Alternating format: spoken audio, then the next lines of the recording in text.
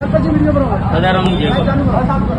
અમે પાખંડ અને અંધશ્રદ્ધા વિરુદ્ધની અંદરના મુહિમના ભાગરૂપે આજે અમે મુના ગામમાં ચાલી રહેલા પાખંડ માટે અહીં આવેલા અને એ સમયે અમે એ સ્થળ ઉપર આજે ઊભા છીએ હાલ અને જે તે સમયે અમે બેઠા હતા ત્યારે અરવિંદ ભુવા કરીને અહીંયા આખું આ એક ચલાવે છે અને એની અંદર અમે લોકો અહીંયા બેઠા હતા, એમની સાથે વાતચીત કરતા હતા. તે સમયે એમના સપોર્ટરો અમારી ચારે બાજુ થઈ અમારી સામે એટેક કરેલો અને એટેક કરવાના પરિણામે અમારા સાથે ધક્કામુક્કી થયેલી, અમને ડરાવવાનો પ્રયત્ન કરેલો.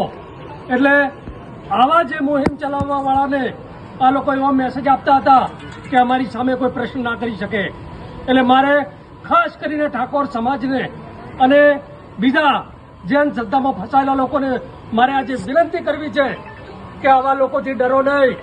આ લોકો તમારી સામે હુમલો કરશે, તમને કોઈનો દેહનો ડર બતાવશે, તમારી સામે જે પણ એવા હાથગંડા અપનાવશે, પણ આવી રીતે ગભરાતા નહીં.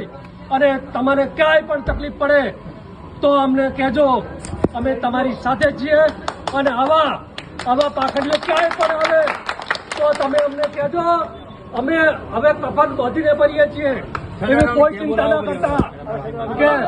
અને એને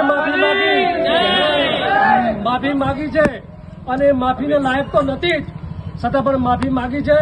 એટલે મોટું દિલ કરીને ઠાકોર સમાજ અને અમે બધા એને માફ કરીએ છીએ. અને એનો એક માણસ, એક કે બે માણસો જે બાકી છે એના વિડિયા નહીં આવે તો એ પણ કોઈ ગામમાં નીકળી ના શકે એવી રીતનું અમે કરશું. એટલે આજે તમને સૌને પણ આહવાન કરીએ છીએ કે આવી અંધશ્રદ્ધામાં કોઈ ફસાતા નહીં, આવા પાખંડીઓ સાથે કોઈ વ્યવહાર કરતા નહીં.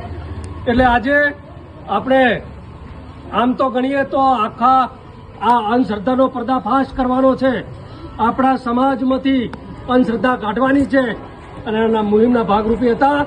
એટલે આજે એમને માફી માગી છે તો હાલ પૂરતું આપણે આ ચેપ્ટરને પૂરું કરીએ છીએ. પણ કોઈ જગ્યાએ આ લોકોને કોઈ ગામમાં ઘૂસવા ન દેતા એવું આપ સૌને આહવાન કરું છું. બોલો સદારામ બાપાની જય.